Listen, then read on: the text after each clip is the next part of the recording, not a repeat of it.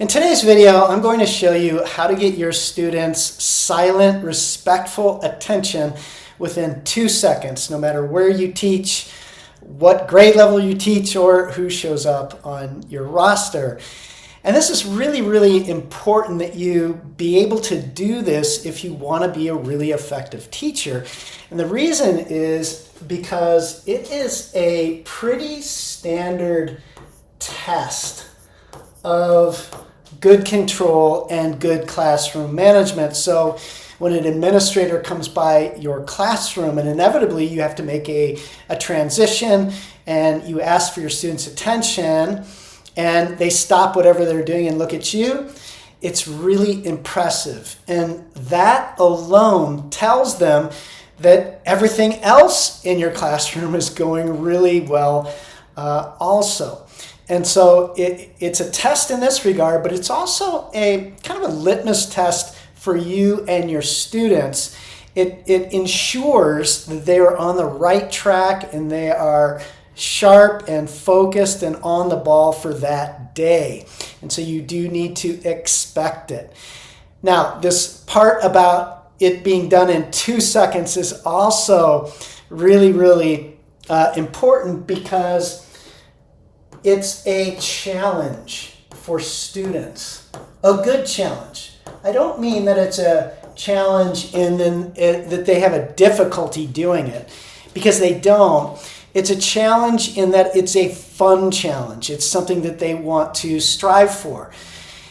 To have good classroom management and be an effective teacher, you want to continually challenge your students, continually put goals in front of them. And this is a big mistake that those teachers who really struggle with these things, they tend to lower the bar a lot because they think, well, my students can't do it, so I have to lower the bar. When really what they're saying is this is boring and no fun, and we want challenge, we want more. And so it's a great challenge to say to your first graders, for example, or ninth graders, for example, can I have your attention? And have them like right away stop, drop everything and look and listen to you. So it's a great thing on both these two accounts. The next thing is, or the last reason why, is because it's a habit to listen to the sound of your voice. It gets them doing things the right way. It shows that they are they're buying in, and they get used to listening and following your directions. This is why salespeople often try to get people to say just a little yes, a small yes to something, and then they can build on that. It's sort of the same type of thing. You want students heading in the right direction. This is the other reason why we want to go from first thing in the morning, from one success to the next success to the next, because success begets success. And so if you're able to do this, then it's going to transfer to everything you do. Now, this brings up this part when we were talking about challenge, how it's a challenge for students, a positive challenge. This is why I don't recommend using claps, like where you clap and then the students clap, or chants, you chant something and they chant back to you, because it is a lowered bar. The students can do better than that. They can give their attention quicker than that. The other thing is that with claps and chants, you never really know who's sort of following or not. You don't know who is responding right away. The other thing is you're asking kids to bring more noise into the classroom and to start talking more in the classroom, and we're trying to create some discipline to be listening and really focused in on the teacher and on instruction. The other thing I don't recommend are hand signals. So you'd see teachers holding 2 fingers up, or they'll put their finger over their lips, and some teachers will walk all the way down the hallway like this for fear that if they drop that, then the students will begin talking. You can ask more of your students than that. And so that's where I recommend just saying, can I have your attention, please? Because it tells students exactly what you want and what you expect for them. It's clear what you want and expect. And you tell students when you're explaining this, we're going to teach, I'm going to show you how you're going to teach this, but when you're explaining it, you're going to say, by the end of please, I want your attention. I want you silent. When I finish the word please, I want you silent. Now, you won't yell this out. You'll say it just loud enough for the back person, the furthest away from you, to hear you say it, and that's it. And what you'll discover is even the youngest students, they'll listen for it. You're gonna practice it. They're gonna listen for it, and when they hear it, they'll begin to recognize that saying, recognize your voice, and be able to give you that attention very quickly. So the first step is that you must model what it looks like. And by the way, whenever you teach any procedure or routine, it's not only okay to enjoy yourself teaching, you should. It should be fun. I want every single lesson, no matter how mundane it may seem, I want the students to enjoy it and to have fun while they're at school. Why not? It adds to your students enjoying being in your classroom. It creates leverage with them and your influence. It makes your consequences matter to kids. So all those wonderful things. So when you model, you can model. I like to pretend that I'm an actual student, and so I'll choose a student to switch places with. I'll allow them to be the teacher, and I'll sit in their seat while the students watch me. I'll be silly in the way I'm doing my work or something, or that I'm working in groups. And so you'll model being busy doing your work, whether it's independent work or working in groups. So if you're working in groups, you may ask other students to model with you. So you'll be doing those sorts of things. You'll also model, let's say you're up and walking around the room. So you want to give your students every eventuality. So I'll get up and walk around like I'm getting a Kleenex. So let's say I have permission to do that, or to get some water or whatever it is, or I'm heading to get a pass for the restroom, and I hear, can I have your attention, please? And then I show them exactly what I want them to do.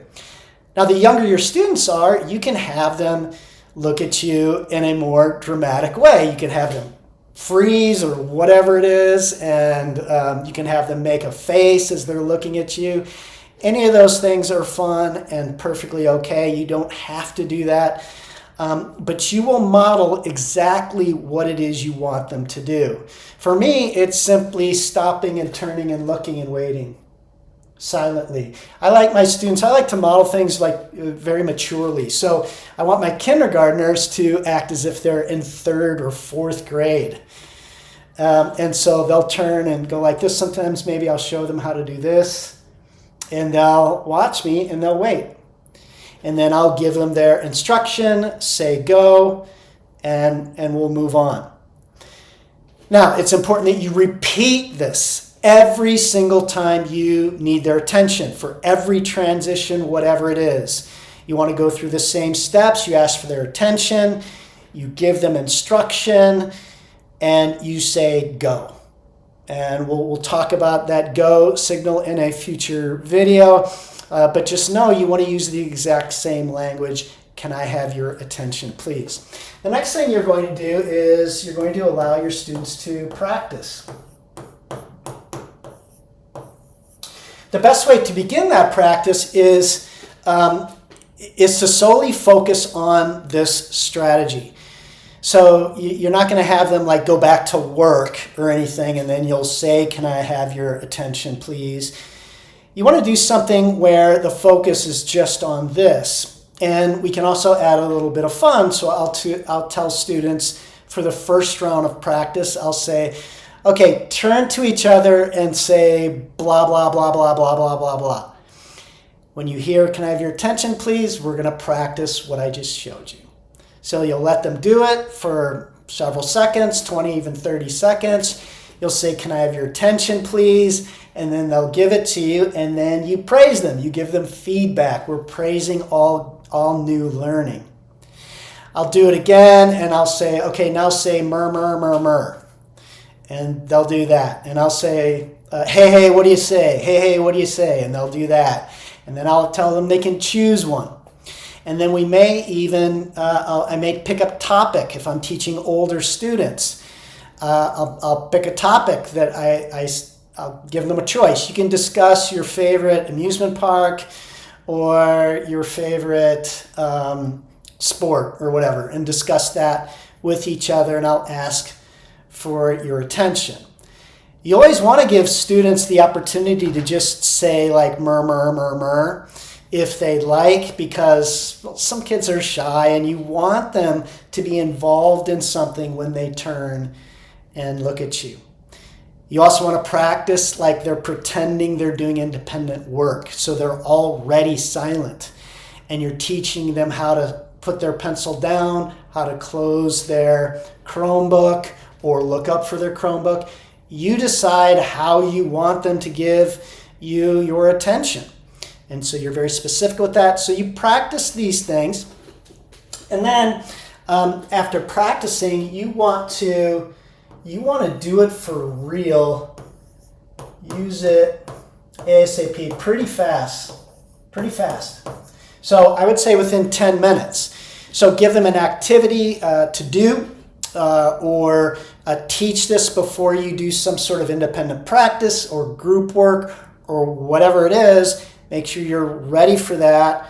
And then you're going to ask for their attention as a test very soon, just for that reason. They give you your attention, you can say, I was just testing to see how well you would do. Give them feedback and then move on. And this is something you'll hold to your students for the entire school year. And once you teach it, and once you're detailed with teaching this, and as long as you're detailed with teaching all of your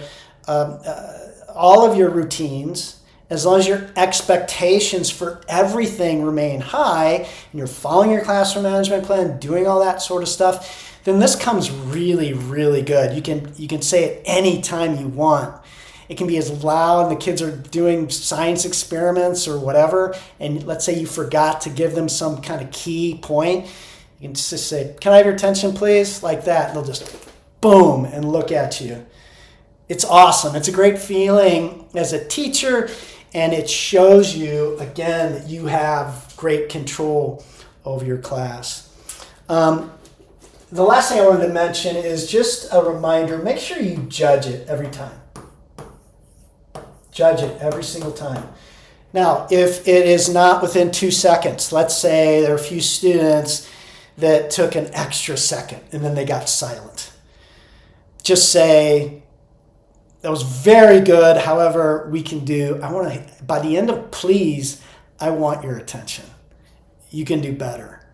And that's it. There's no, if they're all giving you their attention quickly and earnestly, then there's no reason to reteach it or give a consequence or anything like that.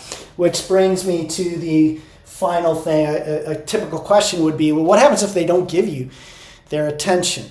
So with all of our routines, if it is 3 students or less in a typical classroom, let's say 24 student classroom, if you have 36 students, then maybe it's 5 students. If it's 3 or less, then you will just enforce a consequence per normal. Now, this is, of course, you are observing your students. So you know they heard you. They're just taking their sweet time, or they're saying something to another student before they give you your attention. In that case, enforce individual consequences just like that. Everyone gives you their attention, they're quiet, and you say, Jeremy, you have a warning. That's it. That's all you have to do. And then if it's more than 3, then it is what it is. It's more than 3. That means that you're taking responsibility. We've talked about this in previous videos about routines. I take responsibility. So either I wasn't clear enough, I didn't model in detail enough, so I'm going to go back and reteach with boldness and greater detail and that sort of thing. So that's when you're going to reteach, when it's more than 3 or so. And it's usually a lot more than 3, you'll notice. It's usually 10, 15, even 20. It's just kind of restless. This isn't a good sign. You can't let it go. You can't let it go because it's going to infect, it transfers, so it's going to infect everything else you do. Behavior and work habits and everything.